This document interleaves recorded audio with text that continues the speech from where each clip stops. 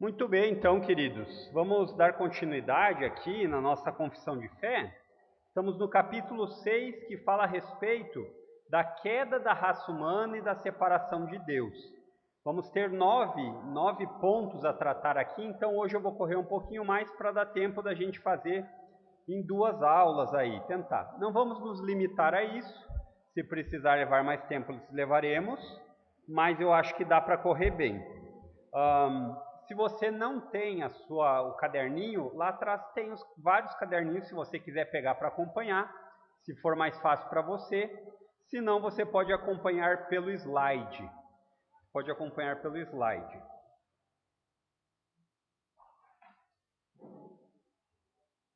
Diz assim, no que cremos, o capítulo 6, a queda da raça humana e sua separação de Deus. Cremos que ao criar o homem e a mulher, Deus os fez justos e perfeitos e sem nenhuma inclinação para o pecado. Se pecassem, seria por decisão própria, não por imperfeição original. Cumprindo o justo mandamento, seriam confirmados para a vida. Se desobedecessem, morreriam. Aqui nesse ponto 1, nós temos o que literalmente podemos chamar de livre-arbítrio. Adão e Eva tinham a capacidade de escolher livremente, porque eles não eram inclinados para o mal. Textos que nos dão base disso. Abram suas Bíblias aí em Gênesis capítulo 2, versos 16 e 17. Vamos fazer a leitura com a NVT.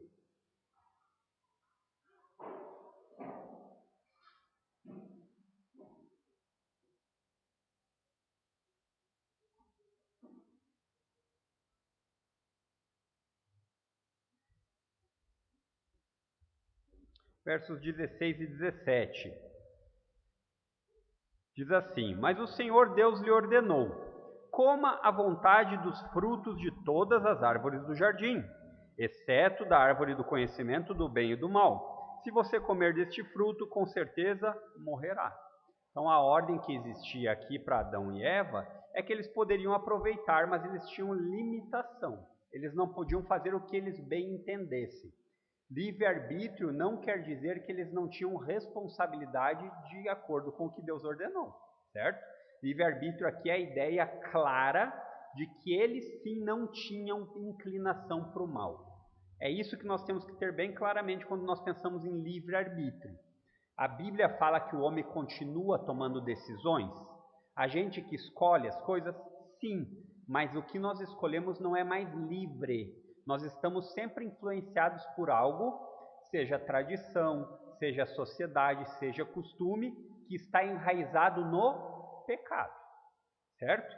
E o pecado ele tem os mais diversos desdobramentos. Outro texto aí, logo em seguida, de Gênesis 3, vai um pouquinho mais para frente aí que você já vai chegar nele. Gênesis 3, capítulo 3, versos 12 e 13. Este é o texto clássico de Gênesis 13, é o capítulo clássico que fala a respeito do que aconteceu com a humanidade. Se você precisar lembrar para alguém o que aconteceu com a humanidade, lembre-se Gênesis 3. É aquilo que nós chamamos da queda, certo? 3, 12 e 13. Diz assim: o homem respondeu: foi a mulher que me deste. Ela me ofereceu do fruto e eu comi. Então o Senhor Deus perguntou à mulher: o que foi que você fez? A serpente me enganou, respondeu a mulher. Foi por isso que comi do fruto. Você nota que aqui começa aquilo que nós chamamos de síndrome de Adão. É passar a culpa para o próximo. E isso perpetua até hoje em dia. Né? Geralmente em casa, marido e mulher conseguem ver isso claramente. Muitas vezes no nosso trabalho nós vemos isso quando nós não assumimos os erros e apontamos para o outro. E nós nem percebemos o quanto nós somos contaminados por esse tipo de iniciativa aqui de Adão e Eva. E é interessante aqui, irmãos, que eu preciso deixar isso claro. Eu acho até que nós vamos tratar um pouco mais aqui disso depois, mas eu vou falar isso nessa introdução. Quando você pensa em queda, não imagine um tombinho, certo? Quando a gente pensa em queda, a gente não pensa em morte, né? A gente pensa no machucado, não é verdade? Quando a gente está falando em queda aqui em Gênesis 3, nós estamos falando de o homem e a mulher caírem num precipício. e ficarem completamente desfigurados. Eles continuam ainda carregando a imagem de Deus, é verdade, porque isso está intrínseco no ser humano. Ele dotou a humanidade da sua imagem, mas ele ficou desconfigurado. Ele é uma caricatura muito feia do que ele deveria ser no original. Então isso é importante que você sempre saiba. Jay Adams, talvez um dos maiores autores da atualidade em aconselhamento, ele fala o seguinte, hoje eu estava lendo a respeito dele. Ele diz assim, o maior problema entre os aconselhamentos evangélicos é que eles não começam com a Bíblia. Os aconselhamentos evangélicos, eles vão levar em consideração o que as pessoas pensam sobre o homem e a mulher. E aí a sociedade tem as suas concepções. Isso é o que nós chamamos de humanismo. E essa tarefa é a tarefa que se fala na antropologia. O que é antropologia? Estudo do homem. Você vai estudar o homem a partir de uma perspectiva. Nós, crentes, temos que estudar o homem e a mulher a partir da perspectiva bíblica. Se você não começar aqui na queda, que é o maior problema da humanidade, você vai com frequência tentar remendar, tapar um buraco com um pano furado. Aquilo não resolve. Por quê? Porque muitas pessoas vão dizer que o problema da humanidade é educação. A educação pode melhorar. Muitas pessoas vão dizer que o problema da humanidade é saúde. A saúde pode ajudar, mas isso não resolve o problema fundamental que foi entre o homem e Deus. Se não tratar em primeiro lugar desse problema, todos os outros vão ser apenas tapar um buraco com um pano furado. Ok? Então, ponto 2 do nosso capítulo 6 da queda da raça humana e sua separação de Deus. Cremos que Satanás valeu-se da astúcia da serpente e seduziu Eva. Eva, enganada, seduziu Adão, que por sua escolha própria transgrediu a lei instituída na criação, trazendo morte instantânea para si e para sua descendência. Essa é a descrição do que Gênesis conta no capítulo 3. Gênesis 3, ele relata o que aconteceu ali.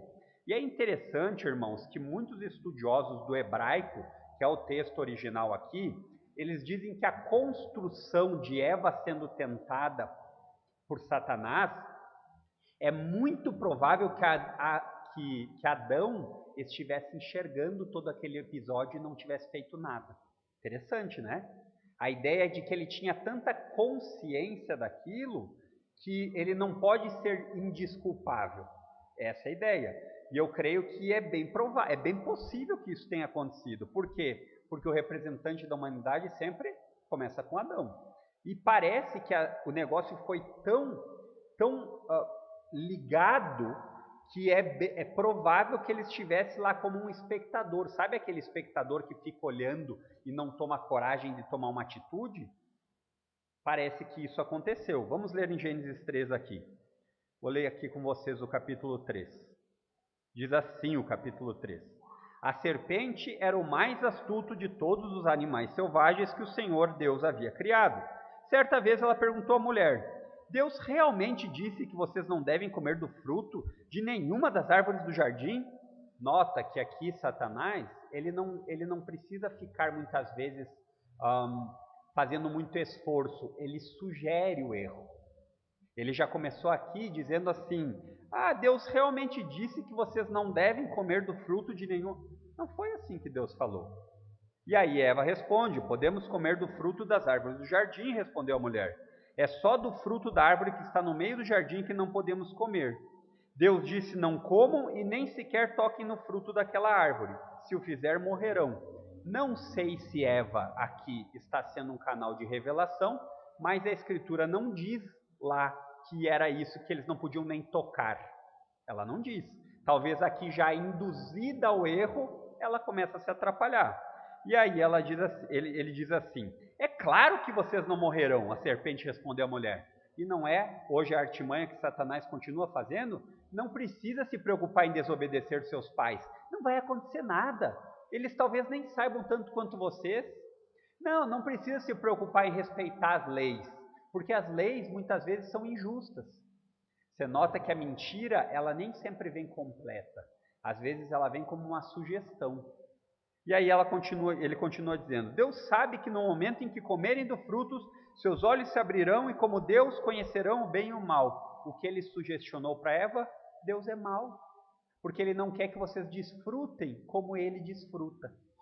Nota que está intrínseco isso daqui. E aí o verso 6 diz, a mulher viu que a árvore era linda e seu fruto parecia delicioso e desejou a sabedoria que ele lhe daria. Assim tomou do fruto e o comeu. Depois deu ao marido que estava com ela e ele também comeu. É nessa parte aqui que os estudiosos de hebraico dizem que esse estava com ela, os termos usados na língua original trazem a ideia que é possível que ele estivesse por ali.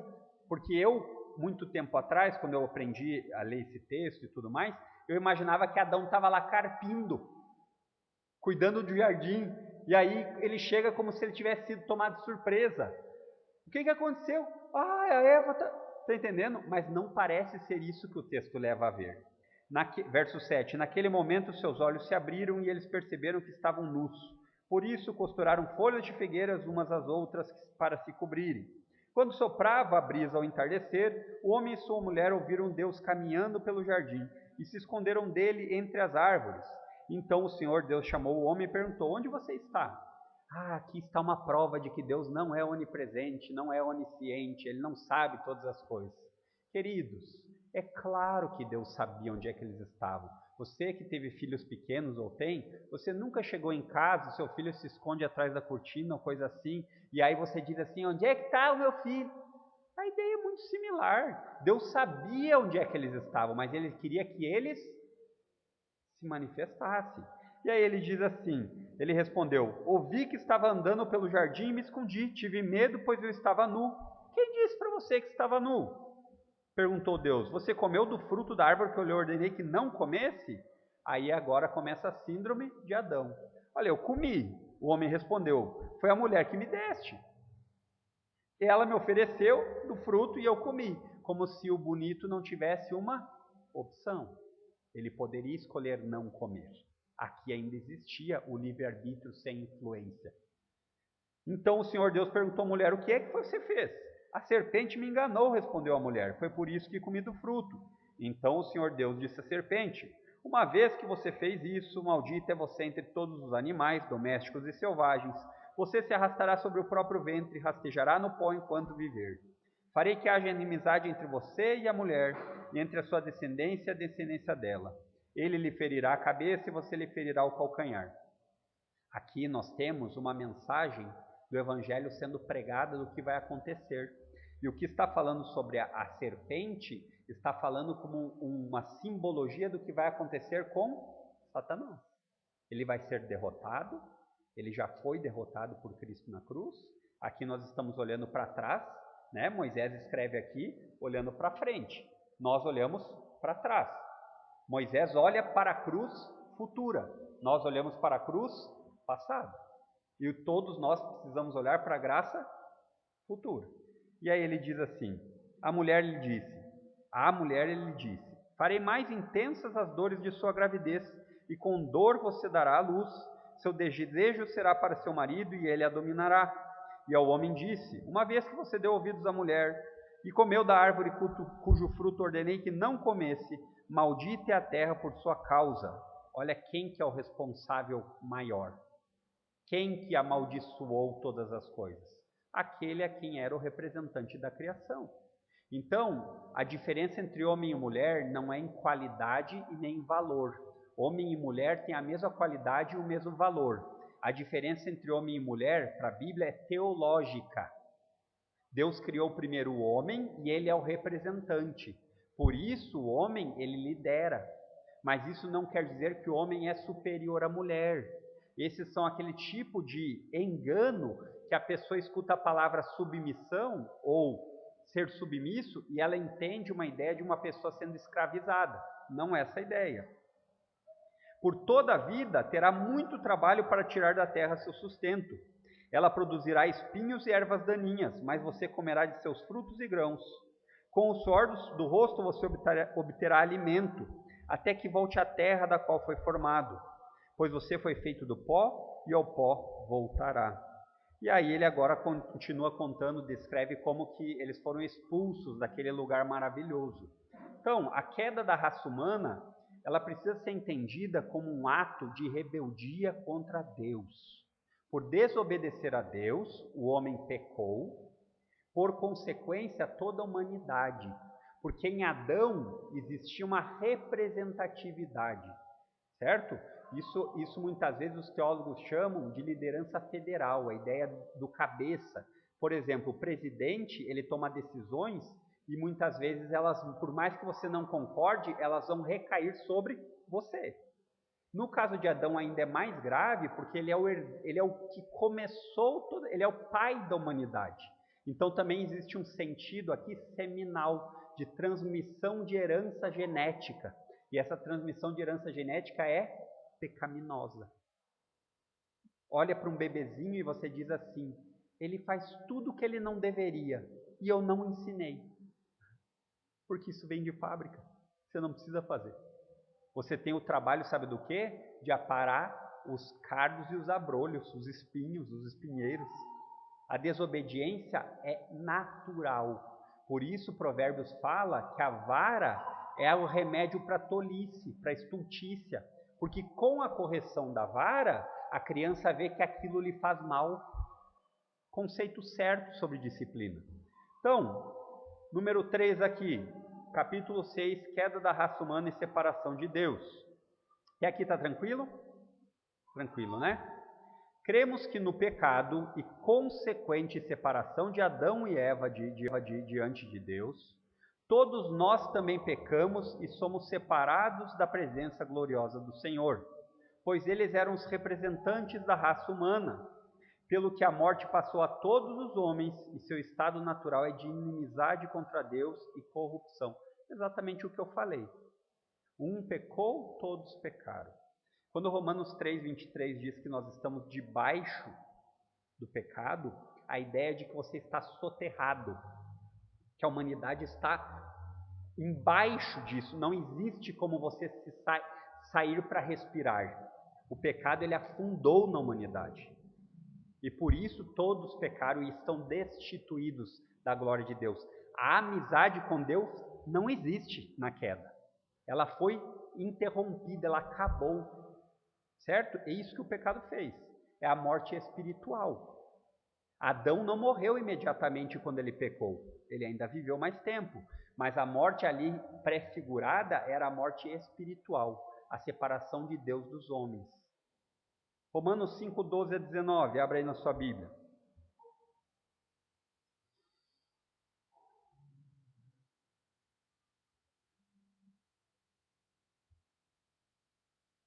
E eu acho que se nós tivéssemos uma profundidade de pensamento sobre a queda, muitos problemas estariam resolvidos na hora de nós falarmos, evangelizarmos, e na hora até de nós mesmos pensarmos a respeito de nós.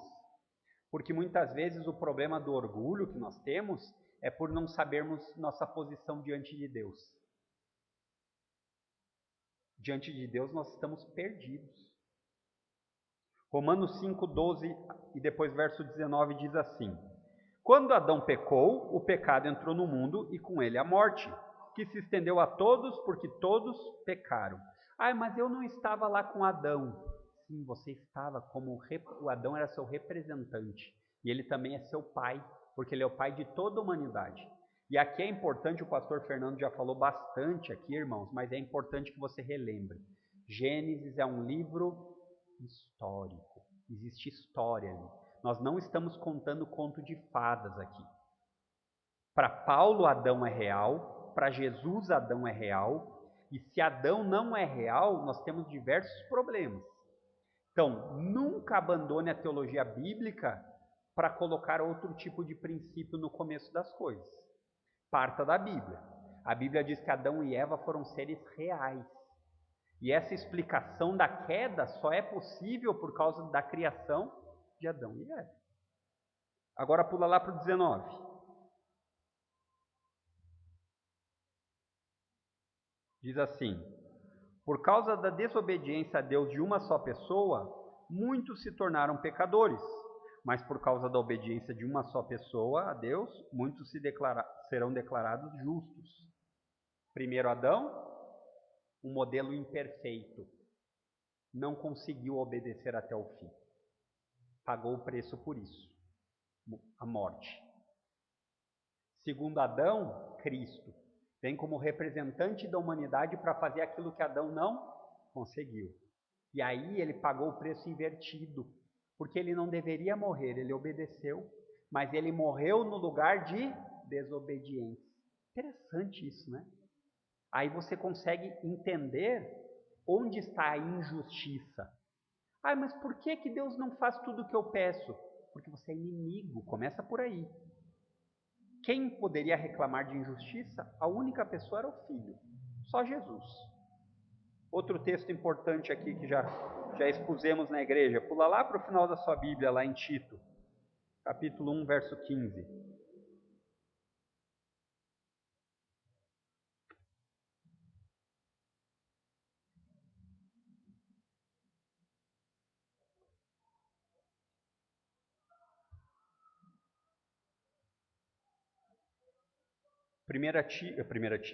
Tito, capítulo 1, verso 15.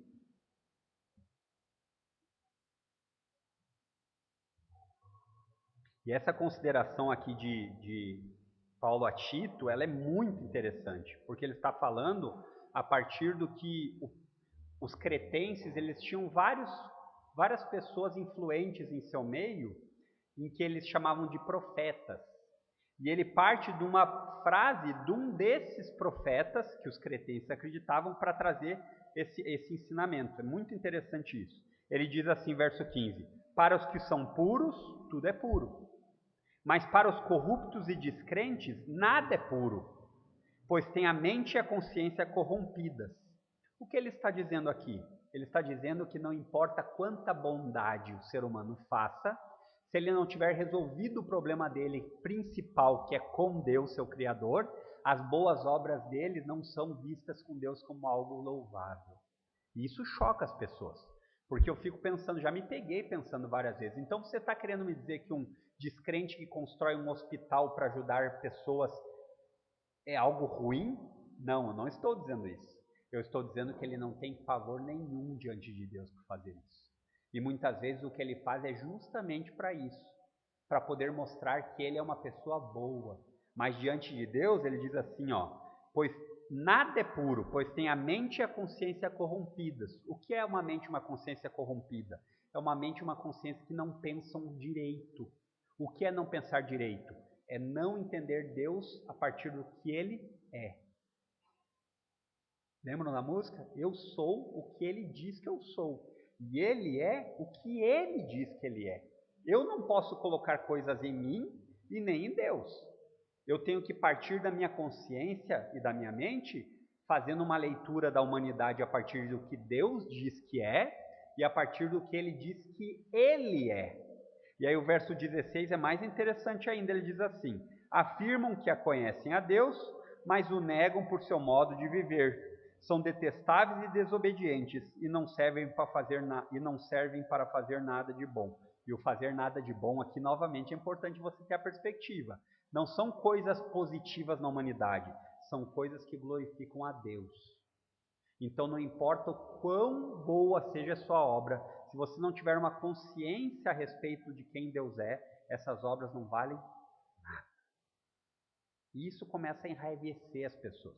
As pessoas ficam iradas porque elas dizem assim, mas como pode tantas pessoas fazendo mal e eu pagando meus impostos? Isso geralmente a gente vê em filme de americano, né? O americano fala assim, eu pago meus impostos. Daí ele quer ter todos os direitos. Vocês já perceberam isso? A ideia é essa, você não tem como dizer para Deus, eu pago todos os meus impostos. Não, você não paga, querido. Os seus impostos são altos demais. Para pagar os seus impostos, teve que vir outro para pagar no seu lugar, e o preço que ele teve que pagar era um valor que você não consegue nem imaginar, era o próprio sangue. E aí, quando essa concepção fica clara na nossa mente, a gente começa a caminhar entendendo o problema da humanidade. O problema da humanidade tem vários, mas ele começa no coração. Você pode construir 50 hospitais, mas ainda existirão pessoas que bombardeiam eles. Você pode tirar todas as armas do mundo, mas as pessoas ainda continuarão ferindo com as mãos ou com a boca, porque o problema é interno. E esse problema interno só se resolve com uma concepção certa de Deus, de você e do Evangelho. Até que legal? Então, 4.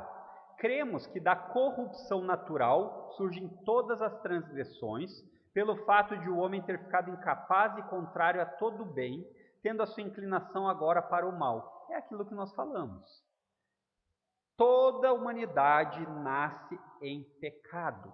Eles não se tornam pecadores, eles são pecadores. Essa é a diferença, certo? Existem muitos ensinos que vão dizer que o pecado ele é aprendido. Então eles vão lá e eles se isolam na comunidade porque daí eles não têm influência externa e assim eles ficam protegidos. Já viram? Existem vários grupos. E isso era comum na Idade Média. Existiam muitos monges, homens piedosos, que eles criaram algumas técnicas. Existiam homens que ficavam na ponta de um poste para não ter contato com as pessoas, para não ter perigo. Aí quando você vai para o ensinamento bíblico, Jesus não diz que nós devemos sair do mundo.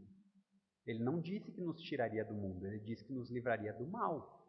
Então nós devemos nesse mundo caminhar de maneira vigilante, sóbria, sabendo onde pisamos, mas apontando para a luz, certo? Por quê? Porque o homem, ele não consegue pensar da maneira que ele deveria.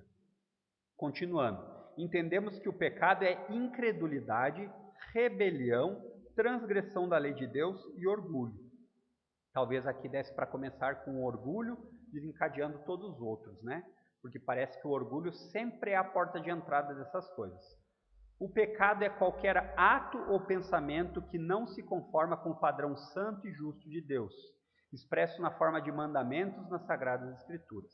A ideia de transgressão é você imaginar uma linha e existir essa linha e você não pode passar essa linha. Mas nós constantemente passamos a linha. Ainda esse termo, muitas vezes, ele é traduzido por errar o alvo. Imagina um arco e flecha, você tem o alvo, né? Nós somos incapazes de acertar o alvo. Nós constantemente erramos o alvo. Por quê? Porque o pecado faz isso em nós.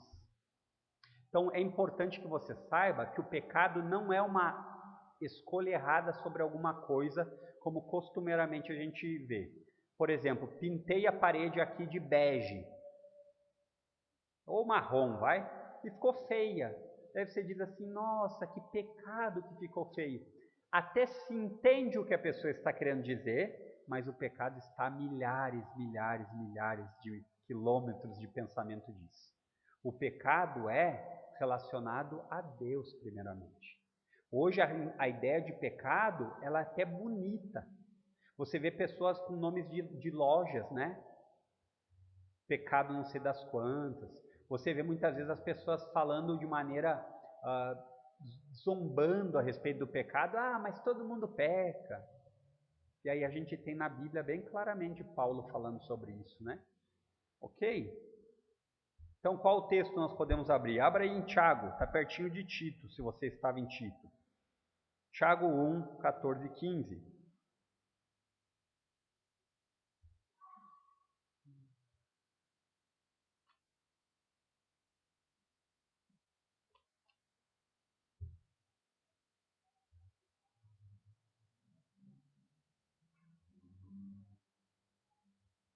Diz assim, verso 14 de Tiago: a tentação vem de nossos próprios desejos, que nos seduzem e nos arrastam.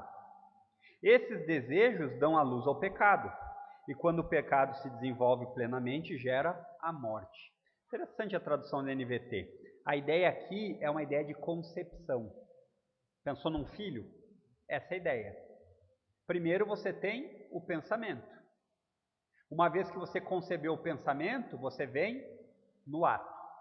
Depois que você pega pelo ato, o que você faz? Tem o resultado. Então a tentação a tentação ainda não é o pecado. E nós precisamos aprender a enfrentá-la da maneira certa. Existem maneiras de tentação que nós enfrentamos e algumas que nós fugimos. Nem toda tentação deve ser, eu vou ficar aqui até o fim aqui desse desfile da escola de samba aqui só para combater. Aí você vai lá e vê pessoas seminuas e ainda... Estão entendendo? Isso acontece com frequência. As pessoas têm uma capacidade de errar o alvo sobre o que é tentação. Tentação é você saber que talvez você tenha problemas com coisas que você enxerga na internet. E aí sabe o que você faz? Você não entra na internet. Você não vai para a internet e diz assim, eu vou ir e vou lutar para ver outra coisa. Não seja tolo. Seja mais esperto que você mesmo. A tentação é você saber que você está de dieta e não ficar passando na frente da padaria predileta com os bolos mais deliciosos. Isso não é sabedoria, isso é burrice. Porque a chance de você cair e conceber e nascer o filho é muito grande. Então, quando o Tiago fala isso daqui, ele está dizendo que você tem um problema interno. E que se você não vigiar esse problema interno, ele vem para fora. Alguém lembrou do Salmo 1? O Salmo 1 também parece que fala em 3 estágios.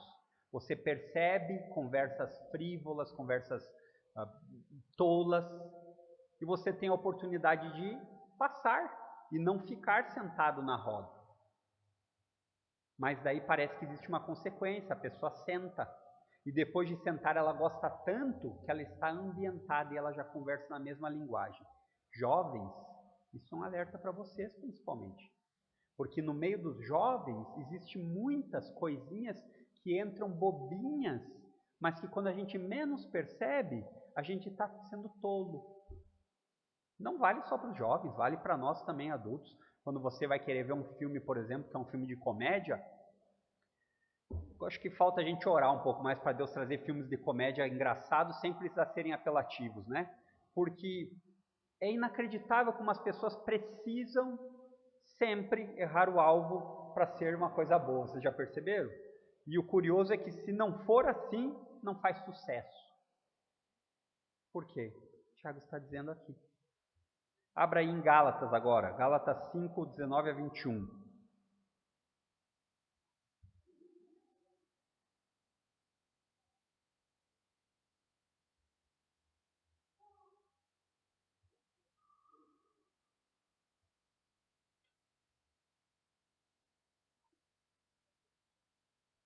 Paulo usa muito. Em Romanos ele deixa muito claro no capítulo 8, no capítulo 5, sobre as inclinações. O crente, ele é habitado pelo Espírito Santo de Deus, e portanto o Espírito de Deus é a sua influência. E isso deve ser visto na vida. O descrente, ele é habitado pelo pecado apenas, e ele é influenciado pelo pai da mentira, Satanás. Então as consequências são essas. Não existe aqui como os dois coabitarem, algo vai dar errado. Então, quando Paulo fala aqui em Gálatas 5, 19 e 21, ele está traçando essa mesma ideia. Quando seguem os desejos da natureza humana, e aqui a ideia de natureza humana é carne, e a ideia de carne não é corpo físico, é uma ideia pecaminosa, certo? Os resultados são extremamente claros. É que a NVT, ela traduz a ideia da carne, que a Ara fala, porque fica mais claro. Mas muitas vezes a gente lê a Bíblia e lê lá que fala, porque a carne é inimiga. Aí a gente diz assim, é o meu corpo. Não, queridos, isso é um pensamento completamente gnóstico. O corpo é bom, Deus fez tudo bom, lembra? O problema é o pecado. E aí ele diz assim, quando segue os desejos da natureza humana, os resultados são extremamente claros. Não existe dúvida. Imoralidade sexual, impureza, sensualidade, idolatria, feitiçaria, hostilidade, discórdia, ciúmes, acessos de raiva, ambições egoístas, dissensões, divisões, inveja, bebedeiras, festanças desregradas e outros pecados semelhantes. Ele nem terminou a lista. E outros pecados semelhantes. Ele talvez aqui estivesse falando para aqueles que ele estava vendo mais próximo. Repito o que disse antes, quem pratica essas coisas não herdará o reino de Deus. Aí você começa a olhar algumas dessas e você diz assim, eu já conheci. Tem várias dessas que eu já conheci. Tem várias. Quando eu olho aqui acesso de raiva, ambição egoísta, inveja, eu já conheci. Então chega. Se você conheceu antes de Cristo, agora chega. Deixe para trás. Isso é o que a Bíblia chama de velho homem. Ah, mas isso daqui não é fácil. É claro que não, mas você não está sozinho. Deus disse que lhe ajudará por meio do seu Santo Espírito. É importante que nós saibamos que esses são resultados da queda. Não é uma opinião pessoal minha ou sua. É o que a Escritura deixa claro. Ah, mas ele sempre viveu no meio de pessoas que eram imorais. Ok, vai ser ainda mais inclinado a isso. Mas mesmo que ele não fosse, isso não resolveria. Muitas pessoas dizem assim, ah, mas a pessoa estão descobrindo que ela nasce com gene, ela não tem o que fazer alcoólatra. Isso não quer dizer, mesmo que isso seja verdade, que isso é aceitável. Ah, mas daqui a pouco as pessoas vão falar, ele nasce... Não, daqui a pouco vão falar, não, já falo. Ele tem tendências ele tem tendências psicóticas e ele é um psicopata, mas ele não tem culpa. Porque não... Estão entendendo? Esse é o tipo de pensamento quando você separa a responsabilidade do homem. E se você é parecido comigo e gosta de minisséries ou séries policiais, isso eu já vi direto. O advogado defendendo o culpado de um crime que ele cometeu pelos mais absurdos motivos. O que mais a gente vê, que isso é bem comum, é o motivo passional, né? Ah, foi movido de paixão, então o crime não é tão grave assim. Mas o crime aconteceu igual. E isso é uma prova de que o ser humano está infectado com o pecado. Próximo texto aqui, e acho que paramos daí. Romanos 14, 23.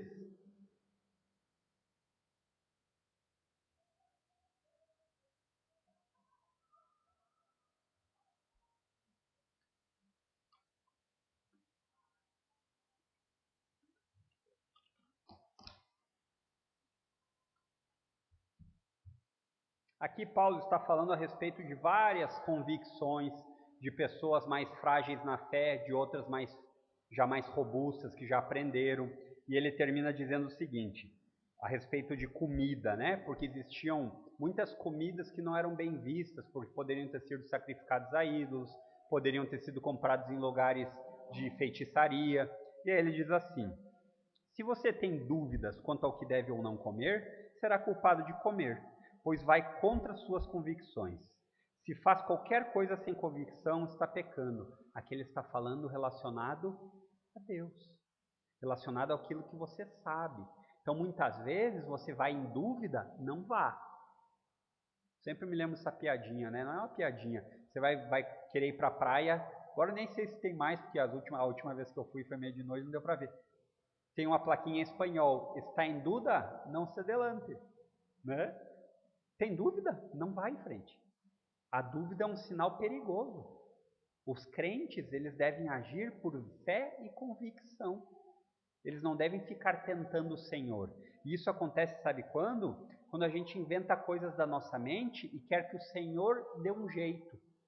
E isso acontece novamente, eu sei que eu sou repetitivo, mas isso acontece muito nos relacionamentos amorosos. Você faz as coisas erradas e depois fica dizendo coisas assim, mas eu sei que Deus é capaz. Claro que Deus é capaz, mas você não é Deus. Então não tente colocar em Deus aquilo que você gostaria. Obedeça a Deus a partir daquilo que Ele lhe ordena. Certo? Pessoal, vou parar por aqui, que eu acho que semana que vem a gente consegue terminar. Ficou alguma dúvida a respeito da queda? Existe alguém que...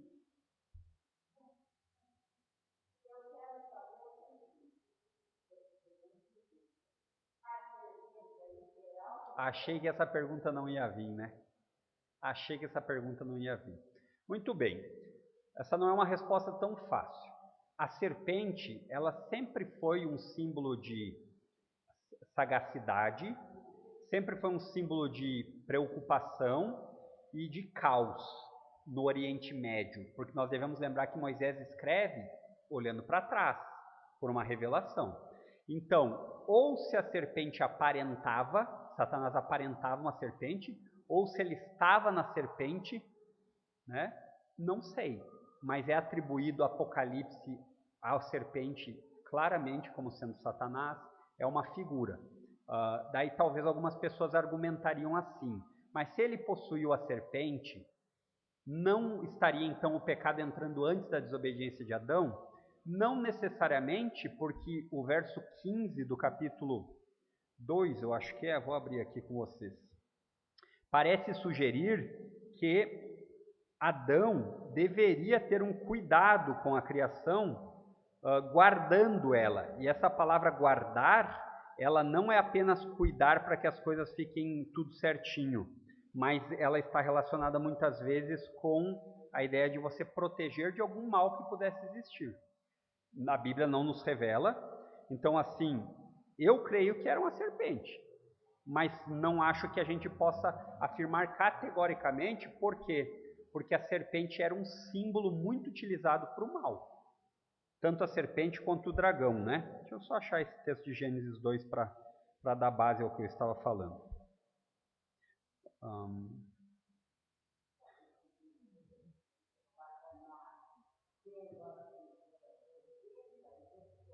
É porque aqui existe uma comparação, trazendo a ideia de como a serpente é vista e com a atitude de Satanás. Então ele está fazendo uma comparação da maneira sagaz de Satanás ser, que a serpente tem os atributos. Oi?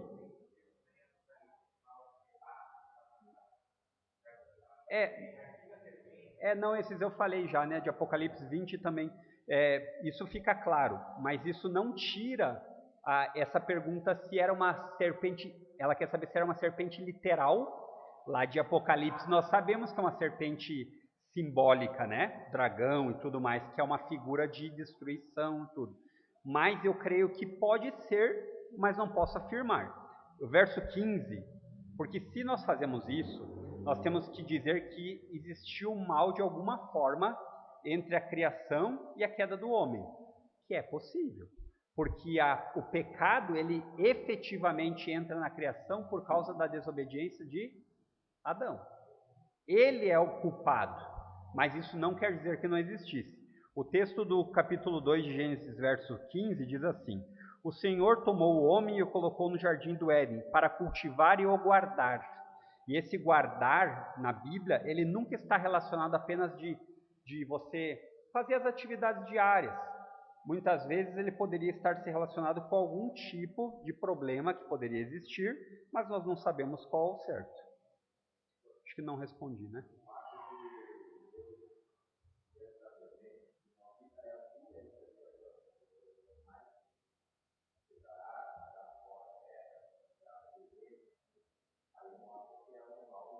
Mas é que pode ser um animal literal, mas é muito claro que essa simbologia se aplica com o que Jesus fez a Satanás na cruz. Satanás foi esmagado, ele foi pisado, né? Jesus amassou a cabeça da serpente. Eu também acho que é literal, mas eu tenho que estar aberto a dizer que eu não posso ter certeza absoluta. É um bom argumento que o irmão falou a respeito da descrição da serpente, mas esse argumento ele não é sólido no sentido de inquestionável, porque ali está sendo usada uma simbologia para o que irá acontecer com Satanás, da mesma coisa que está sendo usada uma simbologia para o filho de Eva que viria. E o filho de Eva não nasceu amanhã, ele nasceu milhares de anos depois, né?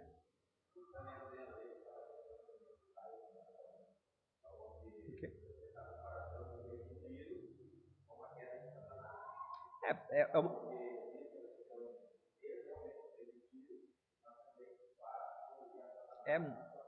Muito. Pode ser.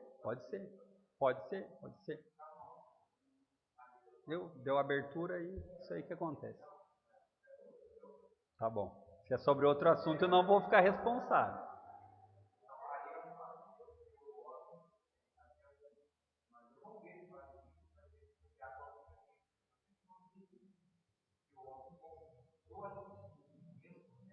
Uhum.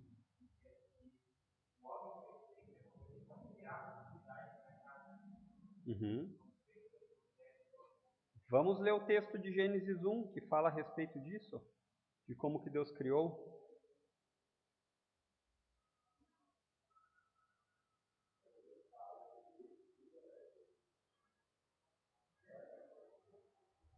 Gênesis 1, verso...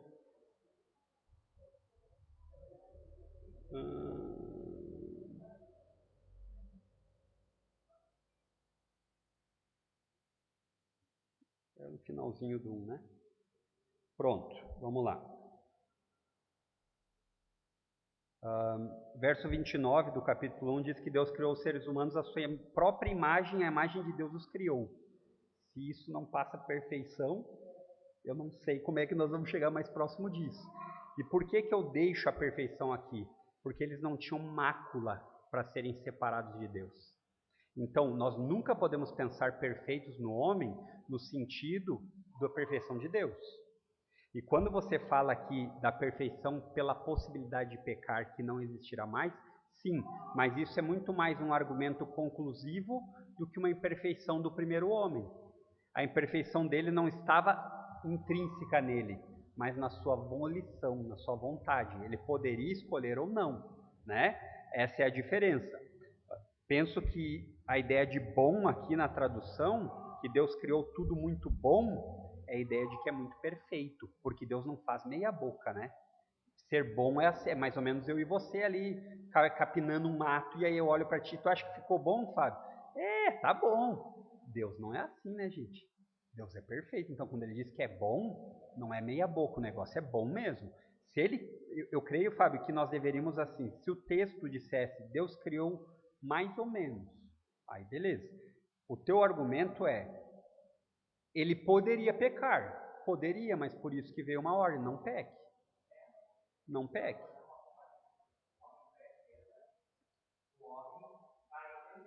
É que o homem pré-queda é a semelhança de Adão, e o homem na eternidade é a semelhança de Cristo, né? Um primeiro Adão e o segundo. Agora, isso é um assunto de antropologia, gera um pouco de debate, mas eu creio que é assim. Se você for falar com relação à escolha deles poderem ou não, é uma coisa, mas isso não influencia na perfeição deles. É mais ou menos a ideia seguinte: eu estou completamente saudável, mas eu posso sair ali fora e quebrar o pé. Eu já não serei mais saudável. Mas eu não era saudável antes? Era. Então eu acho que essa comparação de perfeição, ela está no ser de Adão. Adão era perfeito, ele não tinha nenhuma mácula. Certo? E é o que o texto diz, né? Beleza?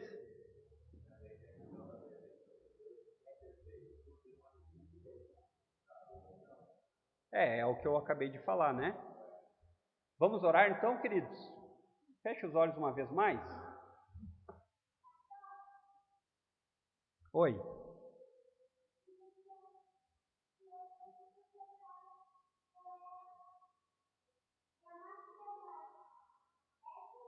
Tomara que não, né? Porque eu gosto de maçã. Tomara que não. Não dá para saber. Mas pelo que a Bíblia diz, era bem bonito. Você acha maçã bonita? Pois é. Vamos orar? Santo Deus, obrigado por esse tempo. Nos ajuda a cada vez termos mais humildade e saber que nem sempre teremos todas as respostas e mesmo assim nós devemos nos concentrar naquilo que é fundamental na Tua Palavra. Abençoa cada um de nós, cada um dos irmãos, os guarda e os conduz em segurança para casa. Que o Senhor seja honrado por meio das nossas vidas. É o que nós te pedimos em nome de Cristo. Amém.